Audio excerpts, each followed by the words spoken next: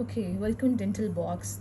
इस वीडियो में हम लोग कॉप साइकिल को डिस्कस करेंगे। That is one of the very important topic from medical education department. ठीक है, अब कॉप साइकिल को हम एक्सपीरियंशियल लर्निंग साइकिल भी कहते हैं। एक्सपीरियंशियल लर्निंग साइकिल, ठीक है।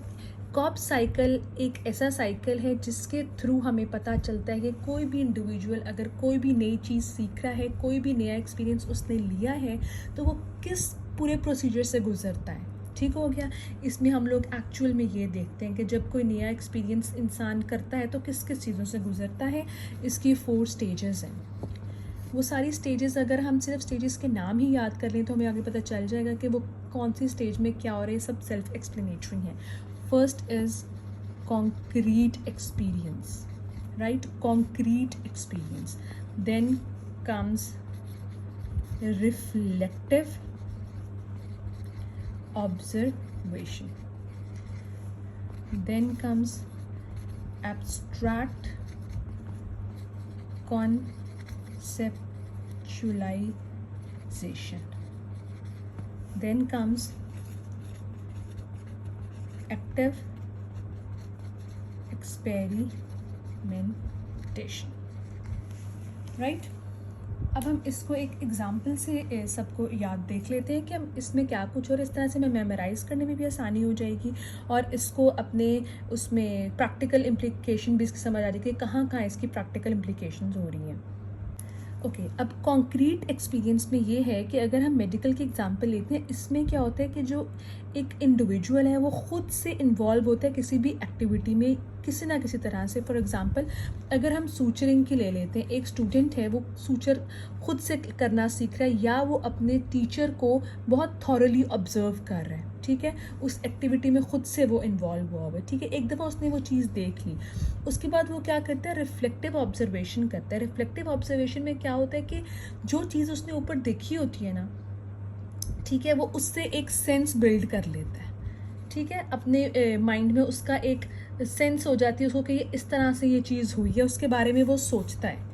ठीक है, जो उसने चीज़ देखी भी होती है, रिफ्लेक्ट करता है रिफ्लेक्टिव ऑब्जर्वेशन में। और एब्स्ट्रैक्ट कॉन्सेप्चुलाइजेशन में क्या करता है, वो एक कॉन्सेप्ट बना लेता है। जो चीज़ उसने देखी है, फिर जो उसने सेंस बिल्ड किया और जो उसने उसके बारे में सोचा है, थिंक किया है, वो एक कॉन्सेप्ट बना लेता है। ठीक है, और उससे एक थीम वो रख लेता है कि इस चीज़ का ये मतलब है। अब उसने वो चीज़ देखी बहुत क्लोजली या की, फिर उसने उससे एक सेंस बनाई, उसके बारे में सोचा, फिर एक उसने कॉन्सेप्ट बना लिया।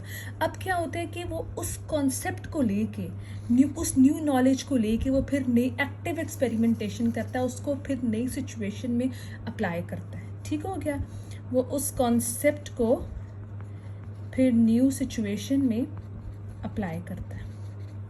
ठीक हो गया, this is how crop cycle takes place.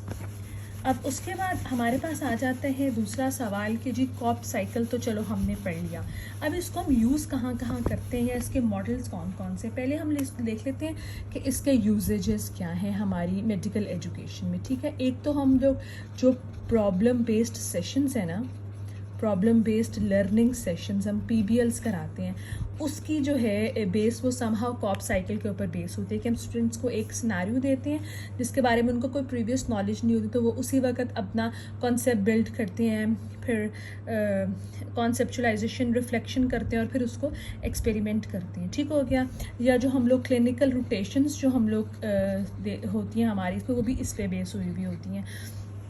ये दो चीज़ें इसके होती हैं एडवांटेज, और जिस तरह से ये यूज़ होता है और जो इसके मेथड्स हैं किस तरह से ये किया जाता है, इसमें हमारे पास आ जाते हैं अप्रेंटिसशिप मेथड आ जाता है। ठीक है, इसमें मेंटोरशिप आ जाती है, इसमें इंटर्नशिप्स भी आ जाती हैं और क्लिनिकल सुपरविजन्स आ जाती हैं।